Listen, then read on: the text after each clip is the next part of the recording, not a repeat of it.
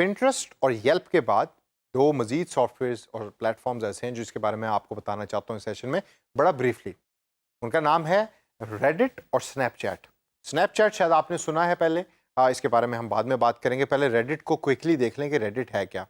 Reddit को अक्सर मैं कहता हूँ कि ये एक ड्राई सा ऑनलाइन अखबार है। अगेन, पाकिस्तान में हम इसको यूज़ नहीं कर रहे, इस वजह से इसका इतना ज़्यादा इंटीग्रेशन भी नहीं है और यूजेज भी ज़्यादा नहीं है। लेकिन नॉर्थ अमेरिकन रीजन में, यूरोपियन ममालिक के अंदर रेडिट का इस्तेमाल काफ़ी हो रहा है। What exactly Reddit is?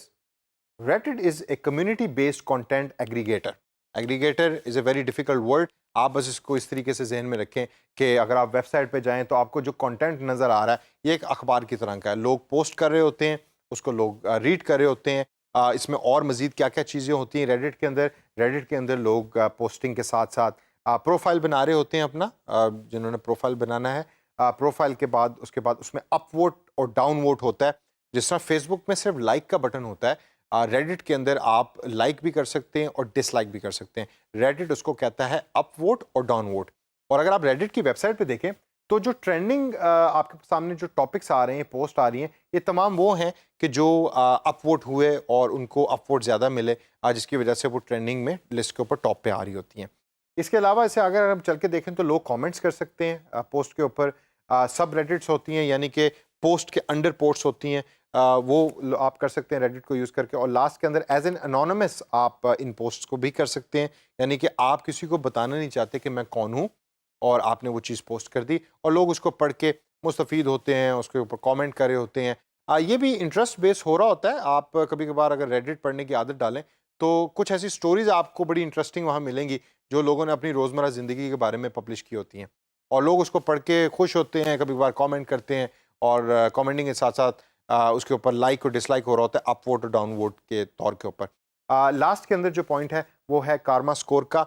Reddit के ऊपर हर पोस्ट का एक कारमा स्कोर होता है that is based on up votes and down votes and the overall reachability of that particular post जो रेडिट के ऊपर हो रही है। रेडिट का इस्तेमाल फ्रीलांसिंग दुनिया के अंदर कम है, लेकिन अगर कंपनी इसको यूज़ कर रही होती है तो वो कोशिश ये करती है कि एज ए फ्रीलांसर आपको ये कहे कि भाई हमारे लिए एक ऐसी पोस्ट बनाए कि जिनको लोग पढ़ के मुस्तफ़ीद हों, खुश हों और वहाँ से हम लिंक दें अपनी वेबसाइट का या फेसबुक पेज का कि जिसके ऊपर लोग आके हमसे कुछ चीज़ें खरीदें या प्रोडक्ट और सर्विसेज हमसे खरीद सकें।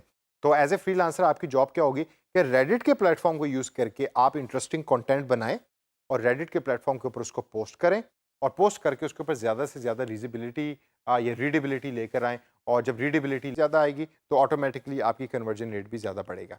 रेडिट से आगे चल के देखें तो अगला सॉफ्टवेयर जो मैं आपको बताना चाहता हूँ वो है स्नैपचैट। स्नैपचैट का ये वाला लोगो जो है वो आपने अक्सर देखा होगा, बड़ा कॉमन है। येलो सा, दरमियान में एक भूतनुमा सा, गोस्ट नुमा सा एक कैरेक्टर बना हुआ है उसके अंदर। स्नैपचैट पाकिस्तान में काफ़ी पॉपुलर है। शहरों के अंदर लोग उसको बहुत ज़्यादा यूज़ करते हैं। फेसबुक के बाद, इंस्टाग्राम के बाद स्नैपचैट की भी रीचेबिलिटी पाकिस्तान में बहुत है। इसी वजह से ये एक कॉमन सॉफ्टवेयर है, लेकिन ये मोबाइल बेस्ड है। फ्रीलांसिंग दुनिया में जॉब्स हैं, काफ़ी कम जॉब्स हैं, लेकिन स्नैपचैट के बारे में आपको पता होना चाहिए कि ये दर हकीकत है क्या। स्नैपचैट्स के ऊपर आप करते क्या हैं? स्नैपचैट्स के ऊपर सबसे पहले तो आपके फॉलोअर्स होते हैं।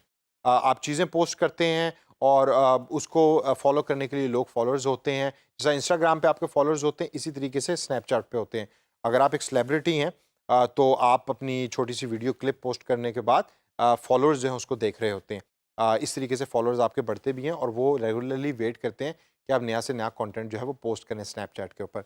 दूसरे नंबर के ऊपर पर्सनल चैट है। आप अपने फॉलोअर्स के साथ पर्सनल चैट कर सकते हैं, स्टोरीज आप बना सकते हैं, कंटेंट डिसअपीयरिंग। अच्छा, स्टोरीज और कंटेंट डिसअपीयरिंग बड़ा इंटरेस्टिंग है। फॉर इंस्टेंस मैं एग्जांपल के तौर के ऊपर, मुझे गाड़ियों का शौक है और मैं एक ऐसी जगह पे गया जहाँ गाड़ियों की रेसिंग हो रही है। तो मैं जब वहाँ जाऊँगा तो वहाँ मैं एक छोटी सी स्टोरी बना लूँगा स्नैपचैट के सॉफ्टवेयर को यूज़ करके, जो मैं पोस्ट करूँगा स्नैपचैट के मोबाइल ऐप के ऊपर। जो मेरे फॉलोअर्स उसको देखेंगे और उसको देख के उसको कमेंट कर सकते हैं, लाइक कर सकते हैं। जो इंटरेस्टिंग फैक्ट है स्नैपचैट का वो ये है कि after a while your content disappears. Facebook के ऊपर जो आपने कंटेंट पोस्ट कर दिया वो वहीं रहता है, वो कहीं डिलीट नहीं होता अनटिल अनलेस कि आप उसको खुद डिलीट करें। स्नैपचैट के ऊपर आपका कंटेंट ऑटोमेटिकली डिलीट हो रहा होता है। कुछ लोग ये कहते हैं कि इसकी वजह से स्नैपचैट सबसे ज़्यादा सेफ सोशल मीडिया सॉफ्टवेयर है, क्योंकि ये प्राइवेसी को ब्रीच नहीं कर रहा होता। आपने एक चीज़ अच्छी लगी, आपने पोस्ट की, पोस्ट करने के कुछ देर के बाद जब फॉलोअर्स ने उसको देख लिया, कमेंट्स कर दिए, तो ऑटोमेटिकली वो पोस्ट डिलीट हो गई। अब एज ए फ्रीलांसर आपके लिए ये ज़रूरी है कि क्लाइंट या कंपनी फ्रीलांसिंग वर्ल्ड के अंदर स्नैपचैट को क्यों यूज़ कर रही होगी। तो आइए उसके ऊपर नज़र डालते हैं थोड़ी सी।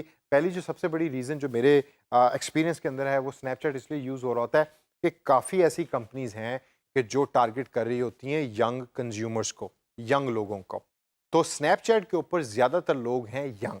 आपने अक्सर वीडियो देखी होगी कि आप ने अपनी एक छोटी सी वीडियो बनाई है और आपके सर के ऊपर रैबिट की तरह के जो हैं वो कान निकले हुए हैं, आपकी नोज़ अजीब सी हुई हुई है, स्टार्स चल रहे हैं आपकी वीडियो के ऊपर। ये तमाम स्नैपचैट के सॉफ्टवेयर को यूज़ होके हो रहा होता है। तो इसकी जो ज़्यादातर जो यूज़र बेस है, यूज़ करने वाले हैं, वो हैं यंग कंज्यूमर्स।